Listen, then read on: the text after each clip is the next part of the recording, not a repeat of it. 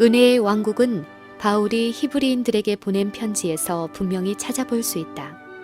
사도 바울은 그리스도가 우리 연약함을 채울하지 아니하는 자가 아니요 자비하신 중보자이심을 지적한 다음에 그러므로 우리가 긍휼하심을 받고 때를 따라 돕는 은혜를 얻기 위하여 은혜의 보좌 앞에 담대히 나아갈 것이니라 라고 말하였다. 은혜의 보좌는 곧 은혜의 나라를 나타낸다. 왜냐하면 보좌가 있다는 것은 나라가 있다는 것을 의미하기 때문이다. 그리고 그리스도께서는 여러 가지 비유에서 천국이라는 말을 많이 사용하셨는데 그것은 사람의 마음 가운데서 역사하시는 하나님의 은혜를 가리키는 것이다. 은혜의 왕국과 영광의 왕국. 그와 마찬가지로 영광의 보좌란 영광의 왕국을 나타내는 것인데 그 나라는 그리스도의 말씀에 다음과 같이 인용되었다. 인자가 자기 영광으로 모든 천사와 함께 올 때에 자기 영광의 보좌에 앉으리니 모든 민족을 그 앞에 모으리라. 그 나라는 아직 장래에 속한 나라이다. 그 나라는 그리스도께서 재림하실 때에 비로소 건설될 것이다. 은혜의 왕국은 사람이 타락한 이후 범죄한 인류의 구속을 위하여 계획이 세워진 직후에 건설되었다. 그 후로 그 나라는 하나님의 뜻을 따라 그분의 허락에 의하여 존재하게 되었으므로 사람들은 믿음으로 그 나라의 백성이 될 수 있게 되었다. 그러나 그 나라는 그리스도께서 돌아가신 후에 비로소 확립되었다. 구주께서는 당신의 지상 생애를 시작하신 후일지라도 사람들의 고집스럽고 무정한 데 염증이 나서 갈바리의 희생을 철회할 수도 있으셨다. 겟셋만의 동산에서 그 저주의 잔은 그분의 손에서 떨고 있었다. 그때라도 그분께서는 당신의 이마에서 흘러내리는 피땀을 씻어버리고 타락한 인류를 그들의 죄 가운데서 멸망하도록 버려둘 수도 있었다. 그분께서 만일 그렇게 하셨더라면 타락한 인류를 구속할 수는 없었을 것이다. 그러나 구주께서는 당신의 생명을 버리시고 다 이루었다고 부르짖으면서 운명하심으로 구속의 경륜을 완전히 성취하셨다. 에덴 동산에서 범죄한 부부에게 허락된 구속의 약속은 이제 확증되었다. 하나님의 허락으로 오래전부터 존재해온 은혜의 왕국이 그때에 세워졌다. 이와 같이 그리스도의 죽음, 곧 제자들이 저들의 희망의 최종적 파멸로 생각했던 바로 그 사건은 도리어 저희의 희망을 영원히 확증해 주었다.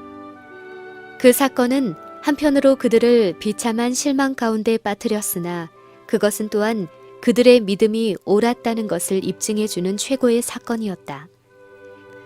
그들에게 비탄과 실망을 가득 안겨준 그 사건은 아담의 후손에게 희망의 문을 열어주었고 각 시대를 통하여 하나님의 충성된 백성들에게 미래의 생애와 영원한 행복의 중심이 되었다. 심지어 제자들의 실망을 통하여서까지라도 무한한 자비의 목적은 성취되어 가고 있었다. 그러나 저들의 마음은 하나님의 은혜와 그 사람의 말한 것처럼 말한 사람은 이때까지 한 사람도 없었나이다 라고 사람들이 말한 그분의 교훈의 능력을 통하여 정복되어 가면서도 예수께 대한 그들의 사랑의 순금에는 세속적 자랑과 이기적 야심으로 된 비천한 학금이 섞이게 되었다. 그들의 주님께서 겟셋마네의 죽음의 그늘 아래로 들어가시려고 하는 엄숙한 순간이었던 유월절의 다락방에서까지도 저들은 누가 크냐 하는 다툼의 정신을 가지고 있었다. 바로 침묵과 겟셋마네 동산의 고민과 심판정과 갈바리의 십자가가 그들의 목전에 절박해 있을 그때에도 그들의 눈에는 보좌와 면류관과 영광 등으로 가득 차 있었다. 그들로 하여금 당시의 거짓 교훈을 고수하고 하나님의 나라의 참 성격을 나타내주고 당신의 고민과 죽음을 미리 가르쳐주는 구주의 말씀에 유의하지 못하도록 만드는 것은 그들의 마음의 교만과 세속적 영화에 대한 갈망 때문이었다. 그리하여 그와 같은 잘못된 시련, 곧 가혹하기는 하나 요긴한 시련을 가져다 주었으며 그것은 그들을 바로잡기 위하여 허락된 것이었다. 비록 제자들은 그들이 전하는 기별의 의미를 오해하고 그들의 기대는 이루어지지 않았으나 그들은 하나님께서 주신 경고를 전파하였으므로 주님께서는 그들의 믿음을 보상해 주시고 그들의 순종을 귀히 여기셨다. 그리하여 부활하신 구주의 영광스러운 복음을 모든 나라에 전하는 일이 그들에게 위탁되었다. 그들에게 그처럼 고통스럽게 보였던 경험을 그들이 당하게 된 것은 그들로 하여금 이 사업을 위하여 미리 준비시키기 위함이었다.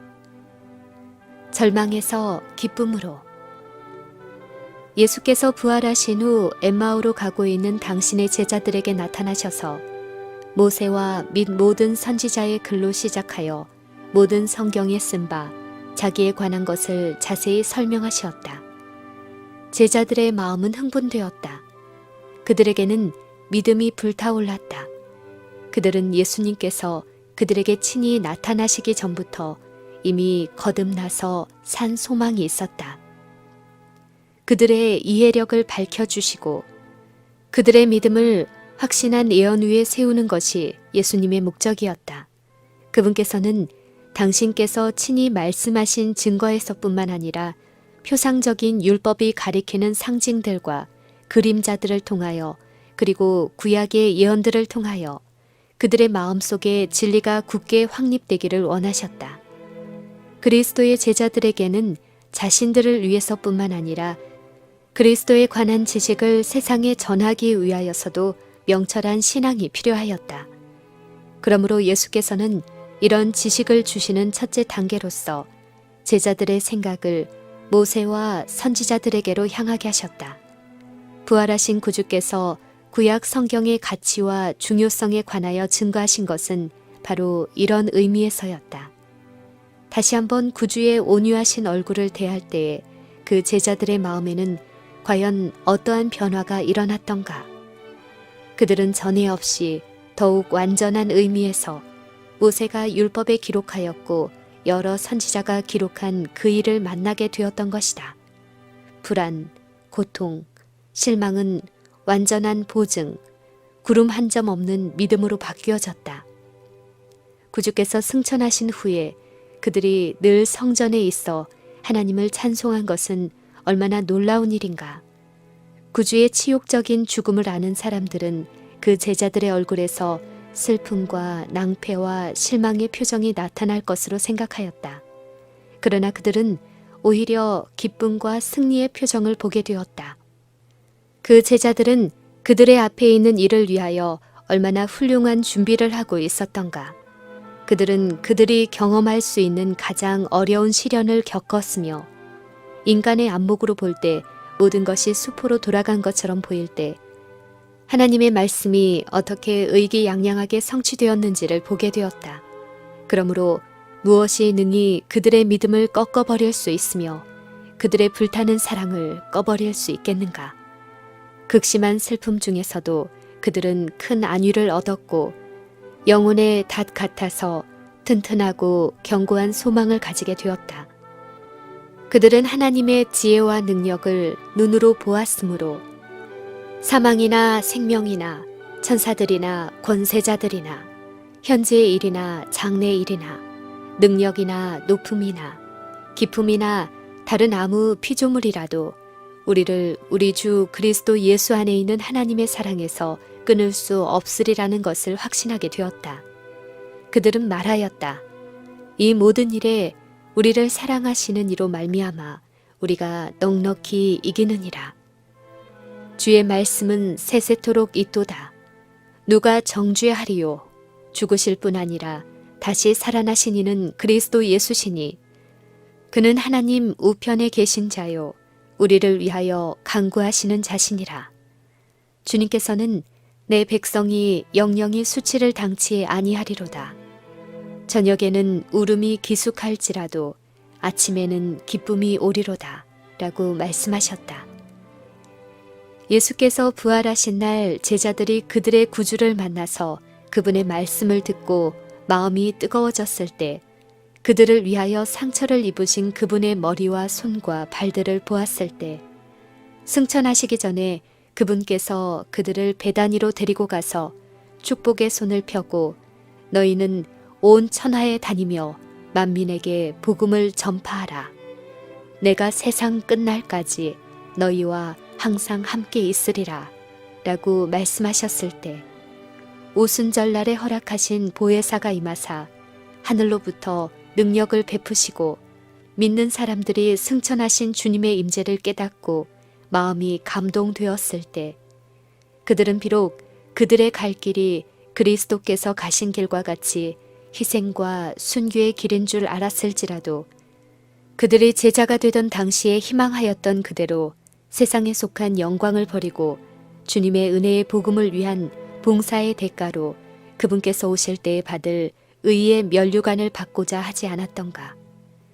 우리의 온갖 구하는 것이나 생각하는 것에 더 넘치도록 능히 하실 주님께서는 저들로 당신의 고난에 참여하게 하시고 그분의 기쁨, 곧 많은 아들을 이끌어 영광에 들어가게 하는 기쁨, 영원한 영광의 중한 것, 말할 수 없는 기쁨을 함께 누리게 하신다. 이에 대하여 사도 바울은 우리의 잠시 받는 환난에 경한 것이 우리에게 나타날 영광과 좋게 비교할 수 없도다 라고 말하였다. 성소 문제와 밀러. 그리스도께서 출임하셨을 때 천국 복음을 전파한 제자들의 경험은 그분의 재림의 기별을 전하는 사람들의 경험과 훌륭한 비교가 된다.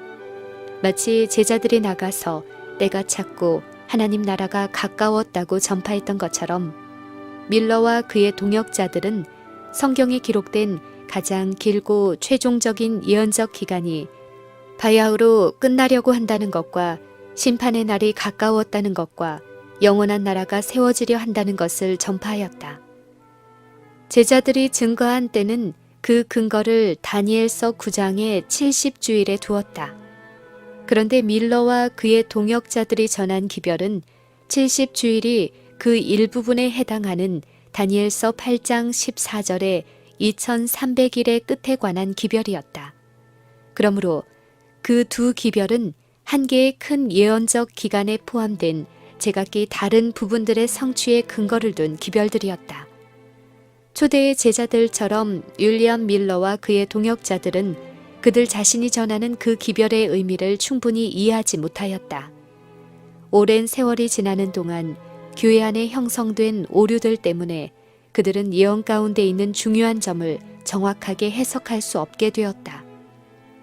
그러므로 그들은 하나님께서 세상에 전하라고 그들에게 맡기신 기별을 전하기는 하였지만 그 의미를 오해함으로 스스로 실망을 당하게 되었다. 밀러는 다니엘서 8장 14절에 2300 주야까지니 그때의 성소가 정결하게 함을 입으리라고 한 말씀을 해석할 때 당시에 일반적으로 성소를 이 세상이라고 생각하던 견해를 채택하였다. 그러므로 성소가 정결하여진다는 말을 주님께서 재림하실 때에 불로써 이 세상이 깨끗해지는 것을 의미하는 것이라고 믿었다. 그러므로 그는 2300 주야의 끝이 분명히 예언된 것을 볼 때에 그것은 재림의 때를 알려준 것이라고 결론지었다. 그와 같이 그의 잘못은 그가 성소에 관한 일반적인 견해를 받아들인 데 기인된 것이었다. 그리스도의 희생과 제사장 직분을 표상하는 구약시대의 상징적 의식에 있어서 성소를 정결케 하는 일은 제사장이 하는 연중 봉사 중에 맨 마지막 것이었다. 그것은 속죄의 사업을 완성하는 일이요 이스라엘 사람들의 죄를 도말하고 제거해버리는 일이었다. 그것은 하늘의 기록책에 적혀있는 하나님의 백성의 죄를 도말하고 제거하시는 하늘의 대제사장 그리스도의 최후의 봉사를 예표하는 것이었다. 이 봉사는 조사하는 일, 곧 심판하는 일로서 그리스도께서 권세와 영광으로 구름을 타고 재림하시기 전에 있을 일이다.